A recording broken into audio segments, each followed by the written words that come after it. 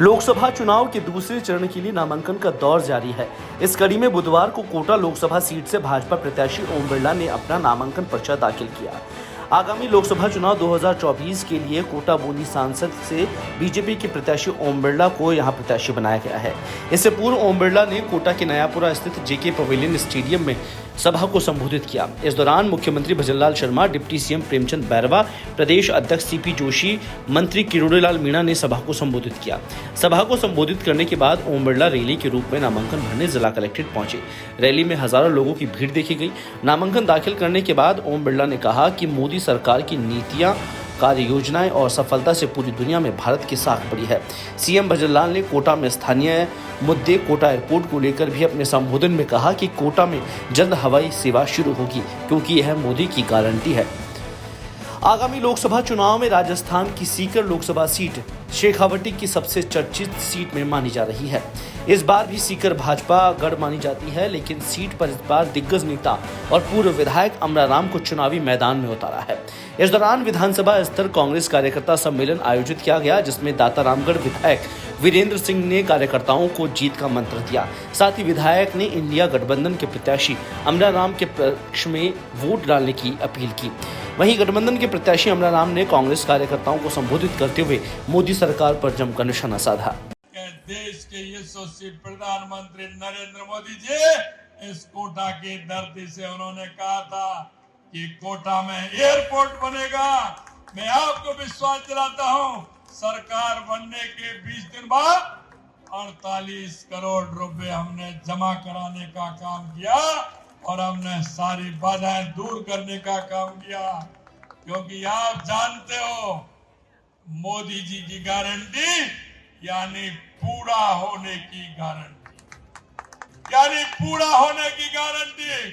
मैं आपको यह विश्वास दिलाता हूं, सारी बाधाएं दूर करके कोटा की धरती पे जो देश के यशस्वी प्रधानमंत्री नरेंद्र मोदी जी ने कहा है, वो गारंटी पूरी करने की बात मैं आपसे कह रहा हूं कि पूरी होगी और कोटा की धरती पर एयरपोर्ट बन करके जल्दी हवाई यात्रा शुरू होने वाली है। यह मैं आपके बीच में कह रहा हूं। कोटा की धरती पर जो हमने एक वायदा किया है, उस वायदे को भी पूरा करेंगे। कोटा को आगे और बढ़ाने का काम करेंगे। आपने देखा है, अभी तो चालू नहीं हुआ है। दिल्ली मुंबई एक्सप्रेस जिस दिन चालू होगा, कोटा का इतिहास बदलेगा। नए दौड़ की तरफ कोटा के नए पंख लगेंगे। कोटा हमारा शिक्षा की नगरी तो है ही, लेकिन औद्योगिक नगरी भी इसके साथ साथ बनने का काम करेगा। कि ये तीसरी बार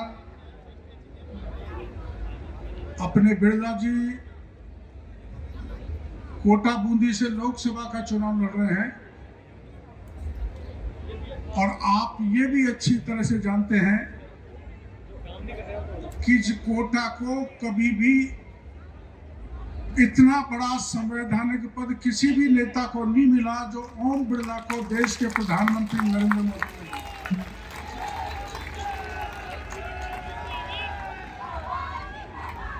तो आप समझ सकते हैं कि मोदी जी की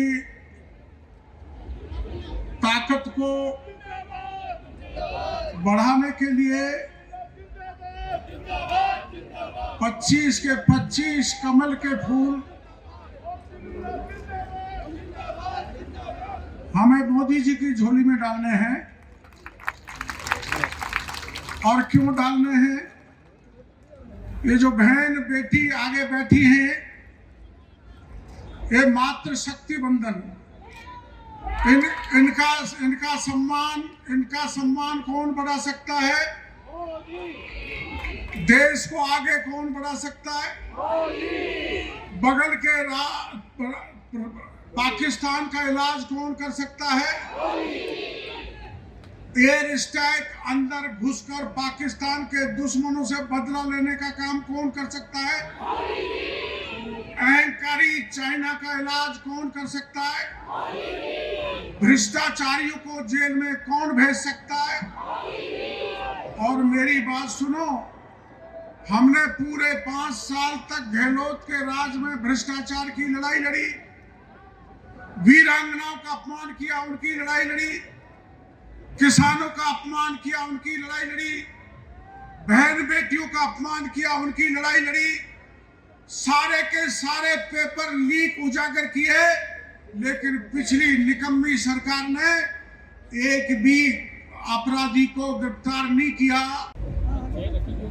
हमारे पूर्वजों ने अंग्रेजों से लड़ाई लड़ी, मुगलों से लड़ाई लड़ी, 78 युद्ध लड़े, 3 लाख लोगों ने बलिदान दिया, 3 लाख लोगों कत्लेआम किया दुष्टों ने।